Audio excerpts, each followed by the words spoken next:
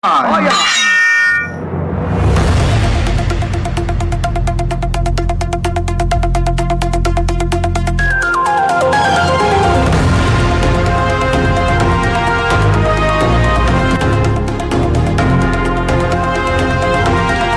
good afternoon.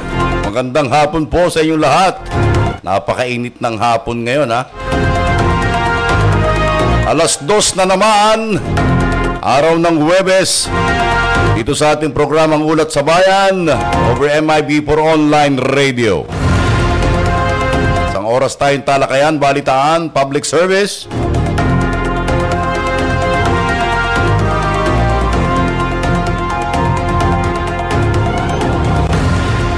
Magandang hapon sa ating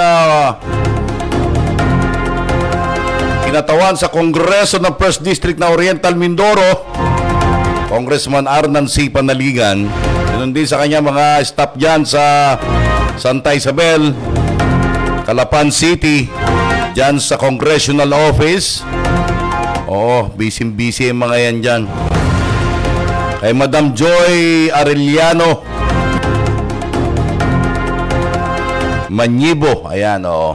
Magandang hapon sa iyo, Ma'am Joy. At sa mga kasama mo dyan, sa staff ni Congressman Arnan.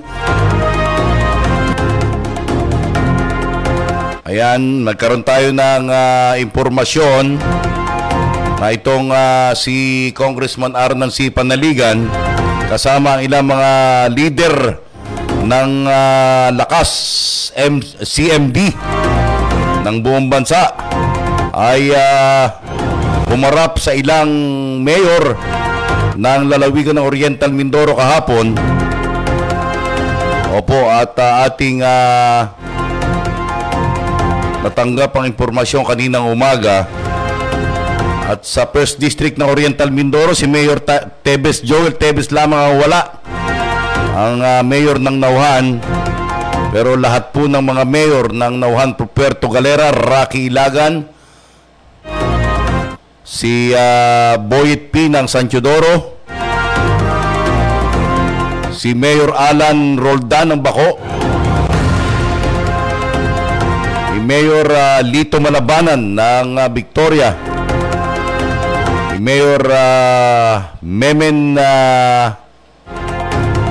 Perez ng Socorro, and lastly Mayor Ina Alegre ng Pola. Sila po ay formal na nanumpa bilang kasapi ng Lakas Christian Muslim Democrats o Lakas CMD sa pangunguna ng ating Congressman Arnan C. Panaligan. At upang mapalakas ang liderato ng nasabing partido, kaya't nakumbinsi itong lahat ng halos lahat ng mayor ng 1st District ay na-under na ngayon ng Lakas CMD National Party.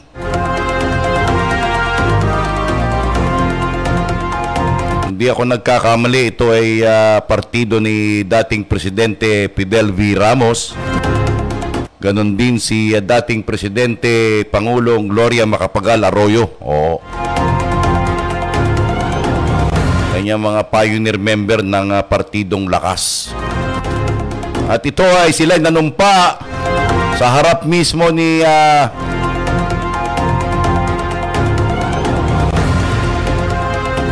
Speaker Romualdez.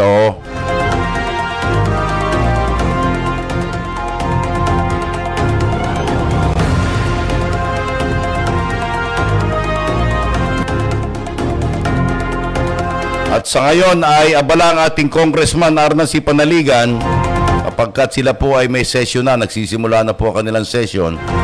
Mamaya ay babahagi natin ng ilang mga balita, ilang mga pangyayari sa Kongreso. Nasaksihan pa rin natin ng isang araw yung second interpellation sa Committee on Education kung saan ay nasaksihan natin si Congressman Arnan C. Panaligan kung paano tanungin itong ilang mga kinatawan ng DepEd tungkol dito sa issue ng napakaraming pwesto pero hindi napipilapan. Ay, grabe. Sayang yung pondo. Ang dami nating teachers na walang trabaho, subalit hindi napipilapan itong mga bakanting posisyon dyan sa Department of Education. Kaya mamaya meron tayong balita para dyan. Magpapaalala muna tayo mula sa ating himpilan.